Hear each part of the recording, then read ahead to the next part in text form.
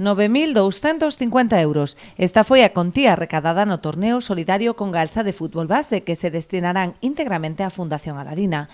O seu organizador Julio Mariño realizaba esta mañá a entrega simbólica do cheque que servirá para financiar parte da Casa Aladina que a Fundación ten proxectada en Madrid para apoiar os nenos con cancro e as súas familias.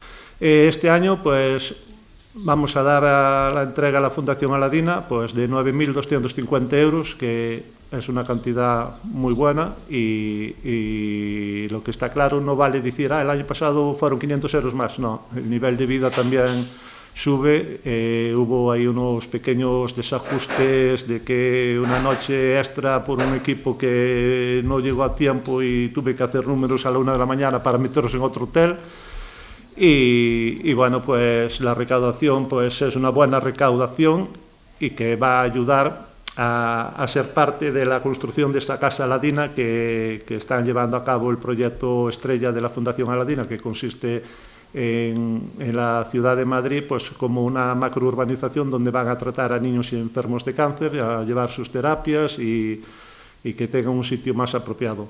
Entre os numerosos patrocinadores que fixeron posible esta elevada recadación, destaca Congalsa, decidida a seguir apostando por este torneo, que conxuga dous dos principais valores da empresa, a solidariedade e a promoción do deporte base. Nosotros este torneo es algo que va mucho más allá del fútbol, ¿no? Nos encanta el componente solidario.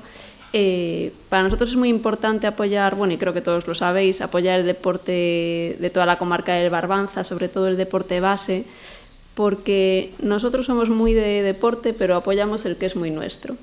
O Concello da Pobra ofreceu tamén a súa colaboración para seguir sendo sede desta competición, que vai máis aló dun simple evento deportivo polo seu forte compromiso social.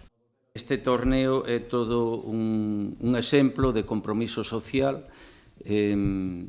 A verdade é que vaya toda a recadación á Fundación Aladina, pois é algo que a min xa non xa desde o punto de vista institucional como representante do Concello, senón a nivel persoal é algo que me satisfai moito. En isto evidentemente ten moito que ver a labor de Julio Mariño, que, como dicía antes, sempre se implicou en este tema, especialmente con esta fundación, non?